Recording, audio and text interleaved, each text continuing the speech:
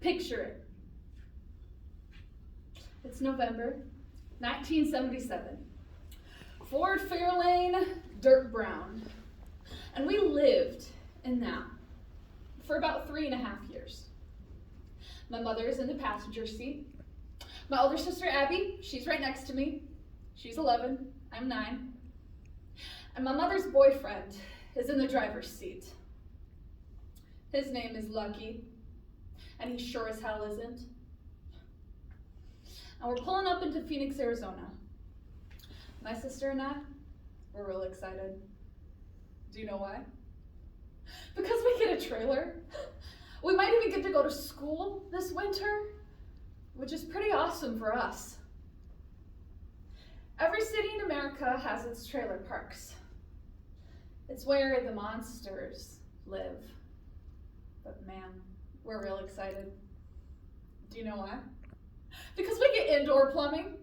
You have no idea, out here for 3.5 years, there's a mason jar and a bucket and, it has shag carpet. This is 1977. It's got the wood panel walls. My sister and I, we've got a bunk bed. I was on the top, I'm on the bottom. And we've got a room with a door. Now the door, it doesn't close all the way, but that's okay. Because we've got a room.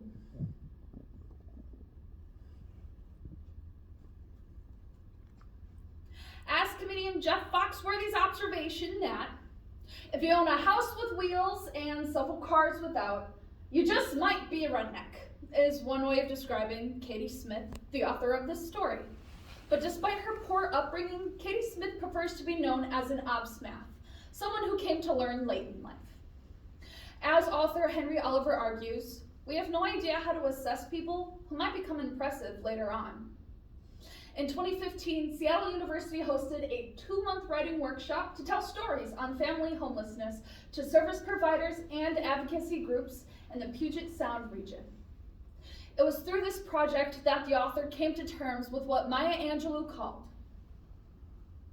the ache for home that lives in all of us. Dream House on Fire by Katie Smith. Every trailer parks, like where we live, we got the 7-Eleven down in the corner, and my sister and I, we go down there and scavenge. Because that's what we do. People throw away treasure, people even throw away food. Now us, we scored ourselves a Barbie dream house. Now let me tell you, it's pink, it's got one of those elevators that goes up and down. The elevator was broken, but my sister and I, we took a shoelace, and so we made it go up and down. Now we have ourselves our little room, and we play and we have a good time. And this is where we are. Now, it's Christmas and we're at the round dinner table. Tree's in the corner over there. It's got some pretty bad decorations on it, but we're pretty pleased with ourselves. Now I got $5 whole to go and buy Christmas presents with. Didn't really spend them on presents. I probably bought food or candy or something, but I did make Christmas presents with a little bit of yarn. I made a toothbrush holder you can hang from the rear of your mirror, a little scarf, and I made a pot holder. You could weave it with your fingers. All the little girls do it.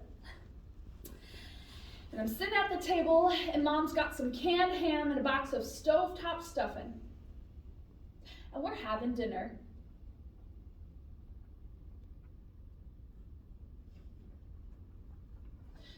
And then it starts. He's mad because I gave him bad presents. It's my fault. And he starts yelling. Mom starts yelling back. He starts hitting Mom, and Mom hits back. And this happens every day. They're either hitting each other or they're hitting us.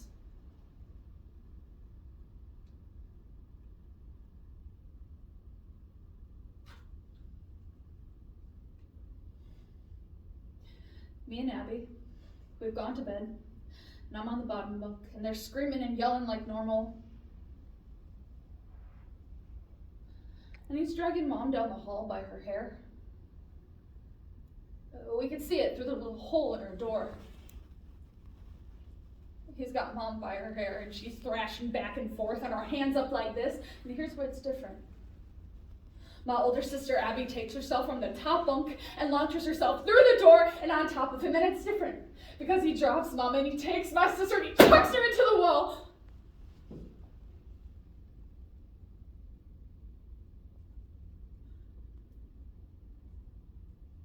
And there's a hole where her head hit. And Mama yells, "Run!" And Mom does not yell run very often. But when it happens, we do. You gotta picture it. It's a long stretch way down to the 7-Eleven. There's broken asphalt, broken glass, and I'm running barefoot. Now we're running, and Mom's screaming. Now I don't scream anymore.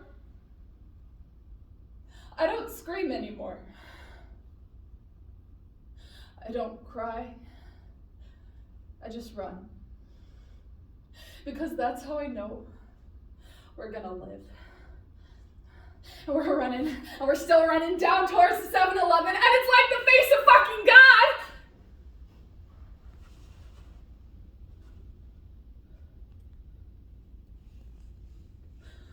All the neighbors' lights are turning off.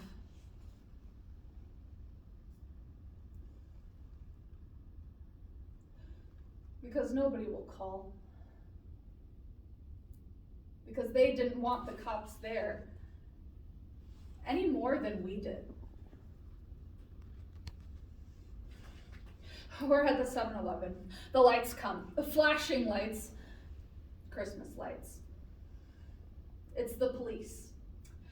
They take us to one of those shelters where they got giant jars of peanut butter on the bottom shelves with spoons for all us poor kids. But we're not safe. We're not safe because she is as quick as the back of her hand as he is. Sometimes faster. She just turns more quickly.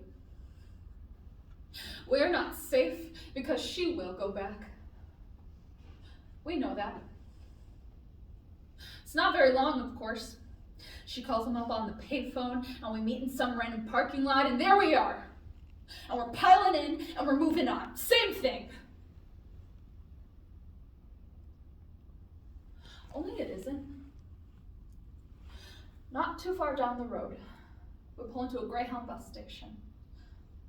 Mom buys us 2 tickets, and she puts us on the bus, and she says, "You're gonna visit Cindy for 2 weeks? I'll come and get ya." And I'm sitting there. Mom's walking away, and she says, "I love you. Be good. I don't want people thinking you're trash." And our bus is pulling away. And I'm sitting there by the window, looking out at the car, with a handful of Christmas presents out on the back dash, which is where I would have been sleeping. And I think to myself, I am only 9 years old. Only 9.